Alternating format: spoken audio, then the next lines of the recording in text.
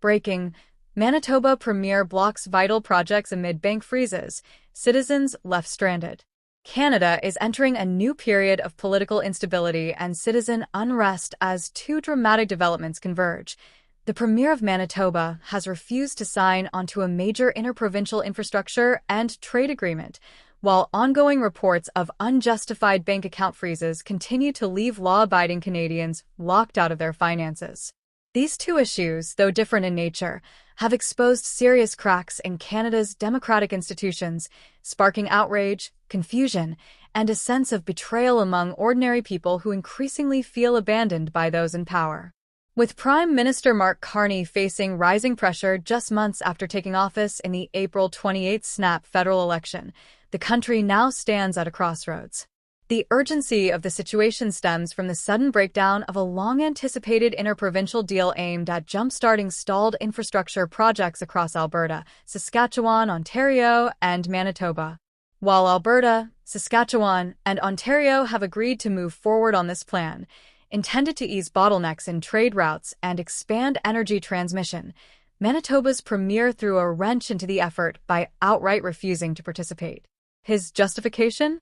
Indigenous communities, he says, must be consulted more extensively before any signatures can be given. While consultation is a key part of any project on traditional lands, critics argue that this move is less about inclusion and more about obstruction. The result is a deadlock, with vital projects put on indefinite pause. This sudden halt has serious consequences. Infrastructure development doesn't just mean roads and pipelines. It means jobs, housing, economic stimulation, and the promise of a better connected Canada. With Manitoba's refusal to participate, billions in planned investments may be delayed or cancelled outright.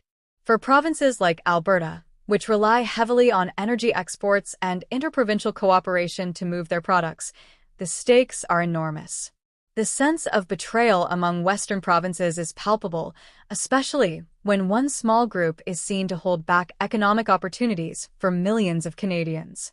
While some see this as principled leadership, others accuse Manitoba's Premier of placing ideology over practicality. Simultaneously, a completely different crisis is unfolding in the banking sector, and it's hitting ordinary citizens where it hurts most: their wallets. Eva Chipiuk, a Canadian lawyer known for representing Freedom Convoy participants, recently received notice from RBC that her accounts were being shut down. The bank's reasoning? They cited concerns about her client risk profile due to her involvement in cryptocurrency investments. But this explanation raises more questions than answers. RBC itself offers crypto-based products like Bitcoin ETFs. Why, then, are certain individuals being selectively punished for using similar tools? Chipiuk's story is not unique. Hundreds of Canadians have found their accounts frozen, often with little or no explanation. Many of those affected are small business owners or individuals who donated to political movements viewed unfavorably by the government.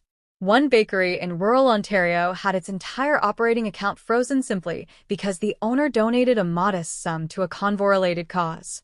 In these cases, there was no court order, no criminal charges, just a sudden loss of access to basic financial tools.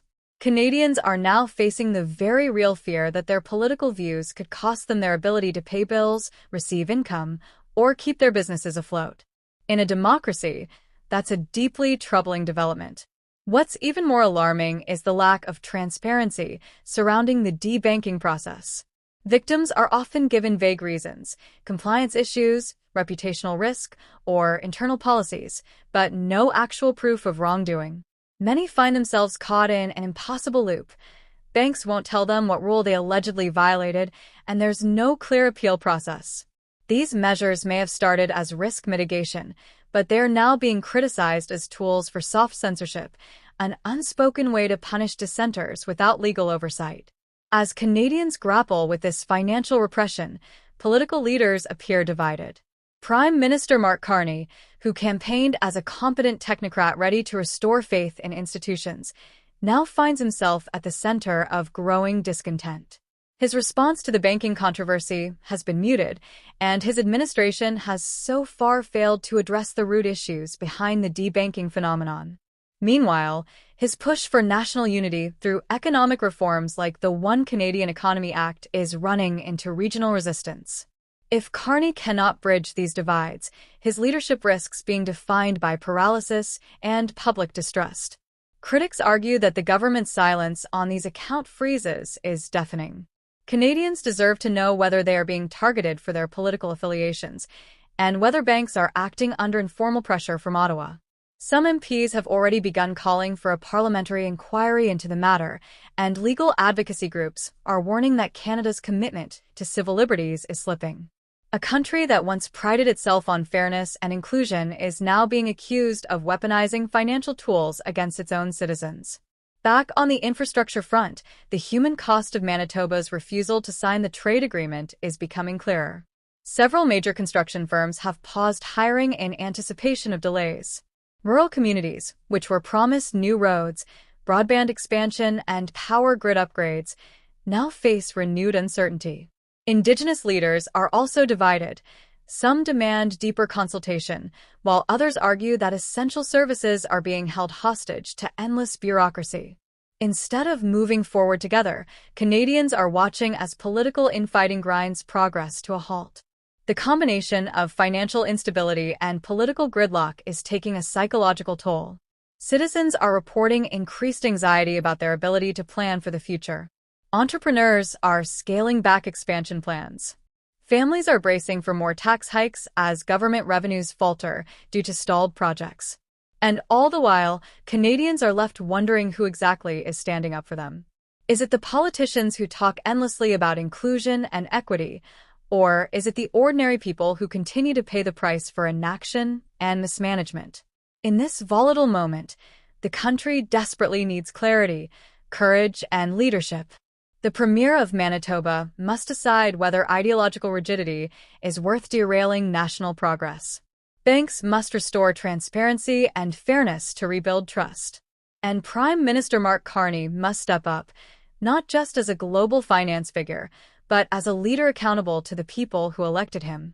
With vital projects blocked and citizens financially stranded, the soul of the nation is now at stake. Canada must decide whether it will double down on division or chart a course back to cooperation and justice.